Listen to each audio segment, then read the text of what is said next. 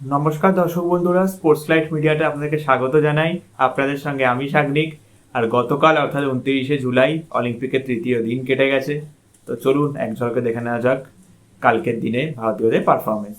তো প্রথমেই যে খবরটা আমরা পেয়েছিলাম যে লক্ষ্য সেন কিন্তু জার্মানির জুলিয়েন ক্যারিগকে দুটো স্ট্রেট সেটে ব্যাডমিন্টনে হারিয়ে দিয়েছে।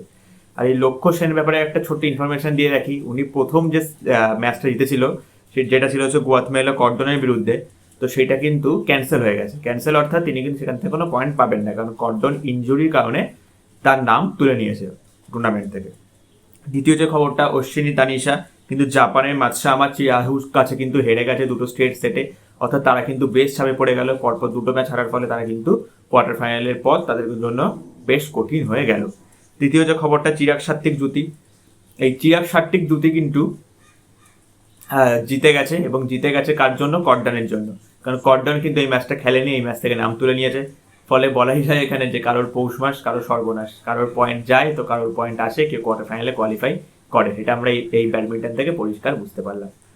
এরপরে যে খবর, শুটিং থেকে অর্জুন বাবুটা থেকে কিন্তু একটা পদকের আশা করাই যাচ্ছিল, কিন্তু তিনি কিন্তু ফোর্থ হয়ে সেই আশাটা ভেঙে দিলেন। অর্থাৎ একটুর জন্য তিনি ফোর্থ হলেন এবং কোনো রকম মেডেল পেলেন না। এই ফোর্থ কিন্তু ভারতীয়দের জন্য অলিম্পিকে একটা অভিশাপ। সেটা নিয়ে হয়তো অন্যদের একটা ভিডিও করা যাবে, বাট এটাই হচ্ছে আজকের ইনফরমেশন।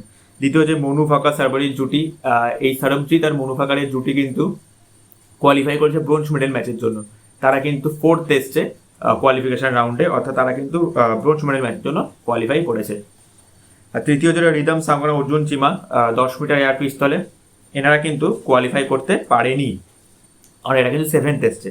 আর যে ফিফথ যে শুটিংয়ের থেকে যে আমরা যে খবরটা পাচ্ছি সেটা হচ্ছে পৃথ্বীরাজ তন্ডাইমান কিন্তু মেন স্ট্রিম কোয়ালিফিকেশন রাউন্ডে মিডল ম্যাচের জন্য কোয়ালিফাই করতে পারেনি। তো হচ্ছে হকিটা কালকে খুবই ভালো একটি ম্যাচ ছিল।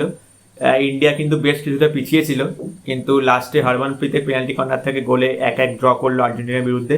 পরে তারা পয়েন্টস টেবিলে একটা ভালো জায়গায়, কারণ আগের ম্যাচ নিউজিল্যান্ডের বিরুদ্ধে 3-2 জিতে গেছে, এবং এটিও ড্র করলো। পরে 2 ম্যাচে 4 পয়েন্ট, তো একটা বেশ ভালো জায়গায় আছে। আর সেকেন্ড যে পরের যে খবরটি আমরা পেয়েছি সেটা হচ্ছে আর্চারিতে কিন্তু ইন্ডিয়া বনাম তুর্কি ম্যাচ ছিল মেন স্ট্রিমে। তারা কিন্তু হেরে গেছে 5-1 স্ট্রেট সেটে। আর্চারিতে কিন্তু একের পর এক বাজে খবর আসছে, অর্থাৎ দুঃখের যে খবর সেটা কিন্তু আমরা পাচ্ছি। আর্চারিতে কিন্তু কেউই ভালো সেরকম ফলাফল করতে পারছে না, বা ভারতকে কোনো পদক আনার আশা দেখাতে পারছে না। লাস্ট যে খবর, টেবিল টেনিসে কিন্তু মনিকা বাত্রা ফ্রান্সের পৃথ্বিকা প্রাভেলের ম্যাচ ছিল রাউন্ড অফ 32। এখানে কিন্তু মনিকা বাত্রা রাউন্ড অফ 16 চলে গেছে। 4-0 স্ট্রেট সেটে কিন্তু হারিয়ে দিয়েছে হোস্ট নেশনের ক্যান্ডিডেটকে। রাউন্ড অফ 16 কিন্তু প্রথমবার কোনো মেয়ে গেল অলিম্পিক থেকে। তো এই ছিল কালকের খবর। তো আপনারা যদি ভিডিওটি ফেসবুক থেকে দেখতে থাকেন তো অবশ্যই আমাদের চ্যানেলকে ফলো করবেন, লাইক করবেন, শেয়ার করবেন, কমেন্ট করবেন, এবং যদি ইউটিউব থেকে দেখে থাকেন তাহলে অবশ্যই সাবস্ক্রাইব করবেন এবং লাইক কমেন্ট করবেন। এবং এরকম ভিডিও আপনারা রোজই দেখতে পাচ্ছেন যে অলিম্পিকের অ্যাপ নিয়ে আমরা চ্যানেলে প্রত্যেক দিনই পোস্ট করছি, আমরা ভিডিও করছি। তো আমাদের সঙ্গে থাকুন। অলিম্পিকের খবর এক নজরে দেখতে মাত্র 4 মিনিটের ভিডিও হচ্ছে, বেশি বড় হচ্ছে না। তো এক নজরে দেখতে আমাদের সঙ্গে থাকুন।